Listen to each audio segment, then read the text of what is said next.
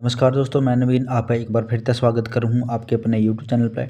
आज आप पे भाई डिस्कस करेंगे हरियाणा की जो हिस्ट्री के बारे में। अपनी क्लास थर्ड चल रही है तो वो जो है आज आप पे डिस्कस करेंगे और आगे जो पढ़ाएंगे भाई वो पुरातात्विक स्रोत पढ़ाएंगे भाई। ठीक है, तो पुरातात्विक स्रोत या फिर सामग्री को मोटे तौर पर 5 भागों में विभाजित कराया गया है। जैसे कि अभिलेख यानी अभिलेखों का आधार पर के हरियाणा के बारे में जानकारी मिला है, सिक्कों के आधार पर के हरियाणा के बारे में जानकारी मिला है, मुद्रांक और स्मारक। ठीक है, तो ये हैं भाई दो चीज़ अलग अलग अलग हैं।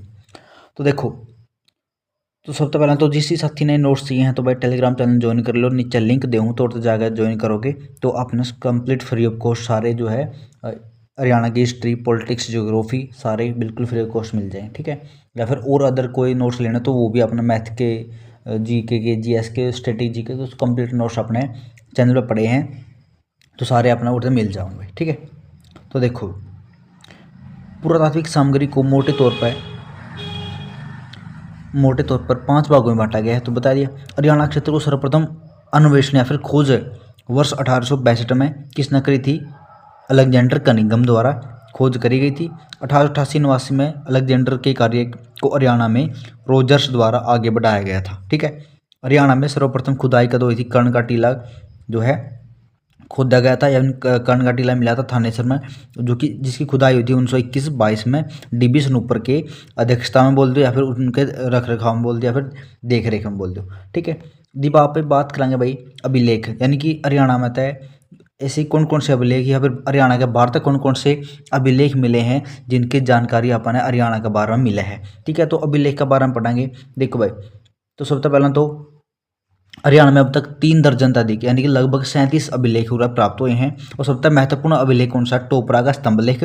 टोपरा जो कि गांव है यमुनानगर जिला का। ठीक है, जो सम्राट अशोक द्वारा गिरनार पहाड़ी की जो गुजरात से लेकर टोपरा गांव में स्थापित करवाया गया था। ठीक है, गुजरात की गिरनार पहाड़ी का पत्थर ले गए और टोपरा गांव में स्थापित करवाया गया था। और भाषा इस पर जो लिखी थी वो भाषा प्राकृतिक थी और ब्राह्मी क्या थी? उसकी लिपि थी। ठीक है, भारत में प्राप्त एकमात्र ऐसा स्तंभ लेख है जिस पर 7 राजा आज्ञाएं यानी राजा की आज्ञाएं लिखी हुई है भाई। ठीक है, तो नेक्स्ट देखो, तो अगला भाई, तो इस स्तंभ से विग्रह राज चतुर्थ यानी विग्रह राज चतुर्थ को क्या बोला जाए? मलेच्छों का विनाशक बोला जावा है। एक मिनट भाई, तो मलेच्छों का विनाशक किसको बोला जावा है? विग्रह राज चतुर्थ को। के 3 अभिलेख प्राप्त हुए हैं। 14वीं सदी में फिरोजा तुगलक यमुना नदी के रास्ते से इसी दिल्ली कहाँ लेकर आया था? दिल्ली। कौन? फिरोजा तुगलक, 14वीं सदी में। ठीक है, शुद्ध अभिलेख, दूसरा शुद्ध अभिलेख जो कि यमुनानगर जिले से प्राप्त हुआ है और प्रदेश से प्राप्त दूसरा सबसे महत्वपूर्ण अभिलेख है और 12 खड़ी के प्राप्त प्राचीन अभिलेख जो है इसमें मिले हैं। ठीक है, यदि आप बात करें करनाल अभिलेख की तो करनाल अभिलेख है दोस्तों जो खरोष्टी लिपि में अंकित अभिलेख है। क्या कौन सी लिपि में लिखा गया करनाल अभिलेख? खरोष्टी लिपि में। नेक्स्ट बात करें भाई यहाँ पे आगे पेवा अभिलेख की। ठीक है, तो पेवा अभिलेख की बात करेंगे तो पेवा अभिलेख राजा भोजदेव और महेंद्र पाल को के अभिलेख मिले हैं। यहाँ से प्राप्त अभिलेखों के अनुसार पूरा पेवा में क्यों होया गया था? घोड़ों के व्यापार हेतु प्रसिद्ध होया गया था। कौन? पेवा। ठीक है, जब बात करें सिरसा की तो सिरसा अभिलेख राजा भोजदेव का एक अभिलेख सिरसा से प्राप्त हुआ है। इसके अनुसार सिरसा क्षेत्र में पाशुपत संप्रदाय का शासन हुआ है। किसका? पाशुपत संप्रदाय का, जो कि सिरसा अभिलेख में। और किसका अभिलेख है? राजा भोजदेव का एक अभिलेख है जो कि सिरसा से प्राप्त हुआ है। ठीक है, दूसरा है दोस्तों आपका तोशाम अभिलेख। 3री-4थी सदी का अभिलेख है। तोशाम में विष्णु मंदिर निर्माण और तालाब निर्माण की पूरा जानकारी प्राप्त हुआ है भाई। ठीक है, कौन सा? तोशाम अभिलेख में। जब आगे बात करें कपाल मोचन अभिलेख की तो कपाल मोचन तो आपने बेरा लग जाओ कि यूकड़ा का यमुनानगर में, यमुनानगर के कपाल मोचन से एक अधूरा अभिलेख प्राप्त हुआ है। ठीक है, अधूरा नहीं पूछा करें कौन सा अभिलेख अधूरा है तो कपाल मोचन अभिलेख अधूरा है। कपाल मोचन पड़ा है आपका यमुनानगर में पड़ा है। ठीक है, अग्रोहा अभिलेख है, संगीत के 7 स्वरों का उल्लेख करते मिला है, अग्रोहा मिला है। ठीक है, आगे दोस्तों मोहनबाड़ी अभिलेख। ठीक है, अगला पेज पे पढ़ना है भाई, नेक्स्ट पेज पे। नेक्स्ट देखो भाई, तो ये जिस भी साथी ने नोट्स चाहिए तो भाई टेलीग्राम चैनल ज्वाइन कर लो, उठता अपना बिल्कुल फ्री ऑफ कॉस्ट नोट्स अपने मिल जाओगे। ठीक है, नेक्स्ट देखो, पिंजौर अभिलेख पंचकुला जिले तक प्राप्त है यूँ, और कनिंगम द्वारा पिंजौर से 3 अभिलेख प्राप्त हुए हैं। इसके अनुसार पिंजौर का नाम क्या है, पंचपुर है। ठीक है, पिंजौर का नाम क्या मिला है, पंचपुर मिला भाई। ठीक है, यदि बात करें गुजरी स्तंभ लेख की, तो गुजरी महल तय प्राप्त हुआ है। ठीक है, अलग अलग जगह से आने वाले 8 भागवतों के बारे में इसमें सूचना देवे है। और गुजरी महल की दीवारों में क्या 8 अभिलेखों की जानकारी मिला है। लेकिन दोस्तों ईब जाकर देखो तो गुजरी महल बन के मिला है। ठीक है, यानी कि कांद कौन सारी डाल बैंड रखी है हाशिका ने। चलो देखो भाई, बाकी अब तो सुधार हो गया भाई, लेकिन जब हम रहा कर दी तब तो थोड़ा सा इसे तरीका था। हाशी अभिलेख, ठीक है, जो जिंदल पार्क मेरे को एक लिंक रोड सा कैट रखे, तो उसमें वो गुजरी महल में जाया करता, मतलब एक रास्ता सा था पगडंडी ही, तो वह सीधी गुजरी महल में बढ़िया करती, और उसमें जो बैरले में रूम से होया करती उसमें मेरी उल्टी सीधी बात लिख रखी थी। ठीक है, तो जहाँ तक बोलूँ मैं, लेकिन अब सुधार हो गया, अब का मैंने बेरा को नहीं, अब तो क्योंकि कहीं बहुत साल हो गए, और 2018 की बात आई।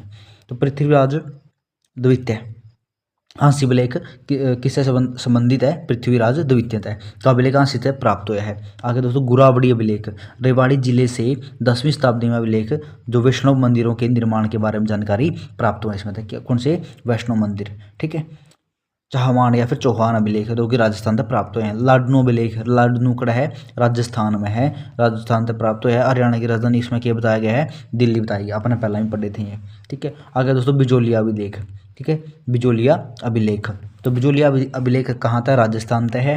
हरियाणा में चौहान शासकों के बारे में इसमें जानकारी मिला है। आगे दोस्तों लाओस अभिलेख, लाओस देश है दोस्तों एशिया का, इससे प्राप्त हुआ है। राजा देवंका द्वारा अपने देश में कुरुक्षेत्र नाम से नगर बसाया गया था, कड़ा लाओस देश में।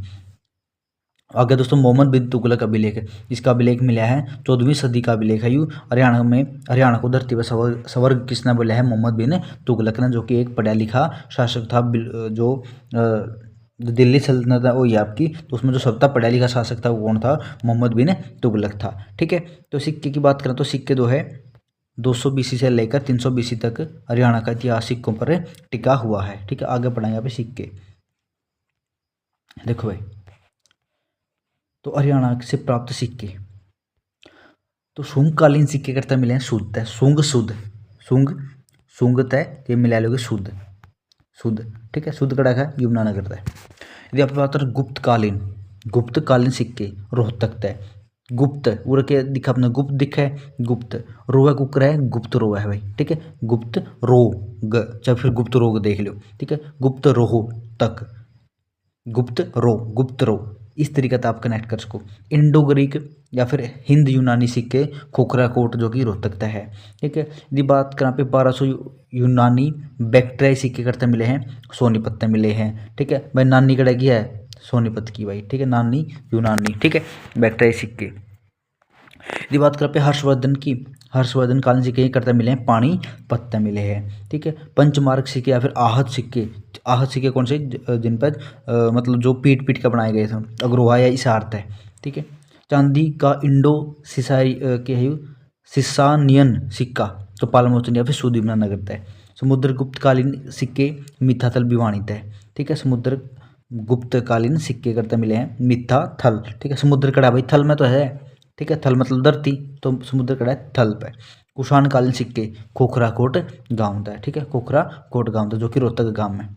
कुषाण कालीन भी और आपके एक इंडो ग्रीक सिक्के भी करते मिले हैं, कुषाण कालीन सिक्के और इंडो ग्रीक सिक्के आपके खोखरा कोट गांव तक मिले हैं। खोखरा कोट गांव जो कि रोहतक जिला गांव है। युद्धकालीन सिक्के आपके नौरंगाबाद और भिवानी रोहतक है, नौरंगाबाद और भिवानी और एक रोहतक तक मिले हैं। ठीक है, अग्रकालीन जो सिक्के करते मिले हैं भाई, अग्रकालीन अग्रोहा और बरवाड़ा तक मिले हैं।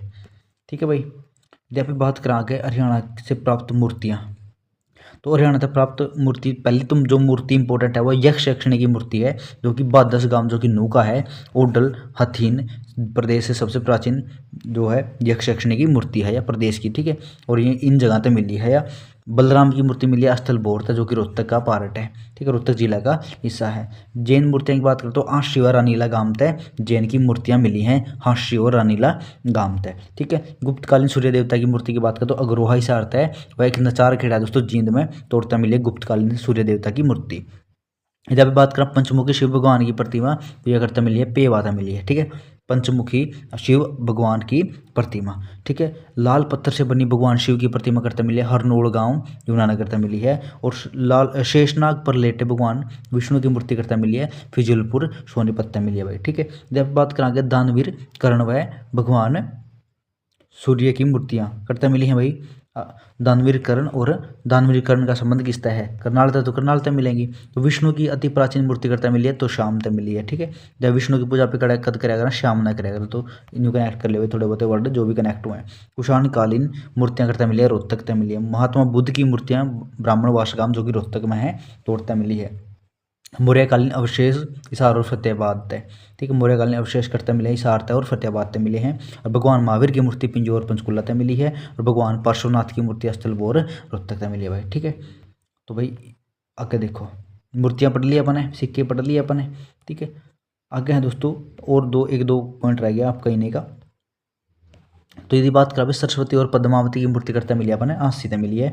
आदिनाथ जैन संत की मूर्ति करते मिली है जीन तय मिली है। सिंहासन पर बैठे जैन संत की मूर्ति करते मिली है सिरसा तय मिली है। ठीक है, मुद्रांक की बात करें तो हरियाणा में कई स्थानों से प्राप्त मुद्रांकों को झज्जर संग्रहालय में सुरक्षित रखा गया है। वो स्थान जहाँ से मुद्रांक प्राप्त हुए हैं वो देख लो एक बार। ठीक है, जो मुद्रांक प्राप्त हुए हैं वो ये हैं भाई। थे पोलर कैथल में गांव है थे पोलर। ठीक है, अग्रोह है जो कि हिसार में, सूद यमुनानगर में, सरस्वती नदी किनारे है भाई थे पोलर। ठीक है, भगवानपुरा कुरुक्षेत्र और औरंगाबाद भिवानी। ठीक है, यानी कुरुक्षेत्र की भूमि किसको बोला यहाँ पे, भगवान ने। ठीक है, भगवान की भूमि है कुरुक्षेत्र की भूमि। ठीक है, लेकिन एक क्वेश्चन आया, एक क्वेश्चन इंपॉर्टेंट है भाई कि कुरुक्षेत्र की पावन धरती किस जिले को बोला जावा है। कुरुक्षेत्र की पवित्र